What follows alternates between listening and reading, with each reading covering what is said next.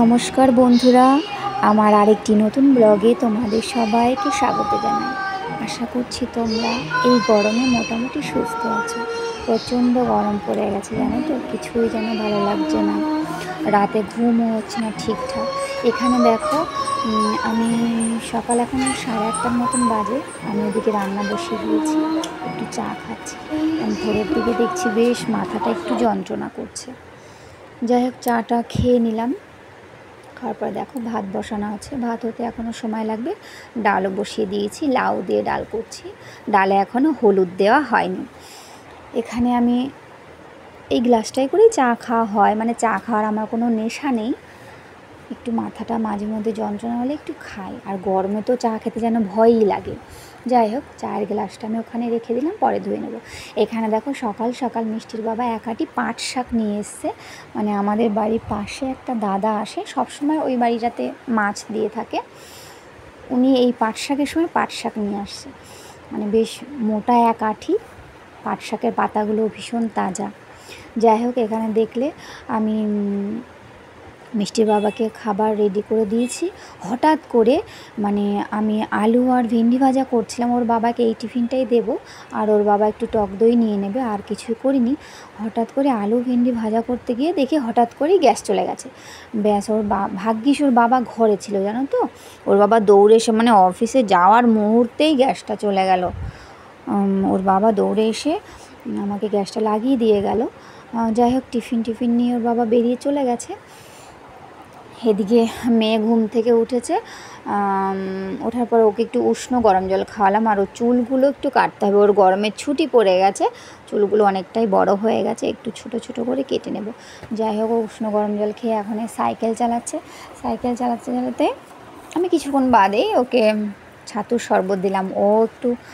ওকে এক গ্লাস দিলাম, আর আমিও এক গ্লাস বানিয়ে রেখেছি, একটু বাদে খাবো। যাই হোক, আমিও এদিকে ছাতুর শরবতটা নিয়ে আসলাম, এখানে একটু বসবো। মানে প্রচণ্ড গরম, জানো তো, কিছুই যেন ভালো লাগছে না এই গরমে। কি বলবো, রান্না করা, তা সত্ত্বেও সমস্ত কাজ তো ঘরের করতেই হবে, তা তো কোনো উপায় নেই না। যাই হোক, ছাতুর শরবতটা খেতে খেতে মেয়ে একটু ড্রয়িং করছে, সামনের ঘরেই বসে আছি, জানো তো, এই ঘরে একটু খোলামেলা তো ভালো লাগে। এখানে বসে ড্রয়িংটা করছে, ওর ড্রয়িং হয়ে গেছে। আর এখানে দেখো ওর বাবা দুধ নিয়ে এসছে, দুধটা জাল দেবো, আর এখানে সয়াবিন রান্না করব। সয়াবিনগুলো আমি গরম জলের মধ্যে রেখে ঢাকা দিয়ে রেখে গেছিলাম, তা সয়াবিনটা রেডি হয়ে গেছে। এবার আমি রান্নার সমস্ত প্রিপারেশানগুলো করে নেব। আর এখানে দেখো কাঁচা আম আছে, এই আমটা এরকম হয়েছে, কদিন আগেই কেটেছি, এবার ফ্রিজের মধ্যে ছিল, এরকম হয়ে গেছে, দেখি কতটুকু পাওয়া যায়। আর আমের টক বানাবো আজকে, মোটামুটি এইসবই রান্না করব। গরমে যেন কি বলবো, আর মাথা যন্ত্রণাটা কমেনি, জানো তো, হয়তো গ্যাসের থেকেও হতে পারে। যাই হোক, এবার আমি এখানে ঘরটা মুছে নিচ্ছি। আর এখানে দেখো আমার মেয়ের এটা ফুটবল, মানে ও ফুটবল খেলতে ভীষণ পছন্দ করে। ওর বল এটা, মানে ওর দিদি ওকে গিফট করেছিল, দিদি বলতে আমার মাকে ওর দিদি বলে ডাকতো। যাই হোক, আমি এখানে ঘরটা মুছে নিচ্ছি, আর মেয়ে ওদিকে স্নান করছে, মানে ওকে আমি অনেকটা স্নান করিয়ে দিয়ে এসেছি, আর বাদ বাকি যেটুকু জল আছে ও গায়ে ঢালতে পছন্দ করে, মানে ও নিজে নিজে স্নান করবে, ও করছে, আর আমাকে ডাকছে। আমি বলছি যে দাঁড়াও, আমি এখনই আসছি, ঘরটা মুছে নিই, এখনই আসছি। যাই হোক, ওর ওদিকে স্নান হয়ে গেছে, আমি ওকে পুরো গাটা ওর মুছে টুছে আমি ওকে রেডি করে দেবো, কারণ ওর মিস দুপুরবেলাতে না ড্রয়িংটা করাতে আসবে, আজকে 2বার আসবে পড়াতে। ওর মিস কদিন ছুটি নিয়ে কোথায় হয়তো বেড়াতে যাবে, তার জন্য যে কদিন ছুটি পড়বে সেই পড়াগুলো এভাবে করিয়ে দেবে। যাই হোক, মেয়েকে রেডি করে দিয়ে এসেছি, আমার ঘরের সমস্ত কাজই হয়ে গেছে।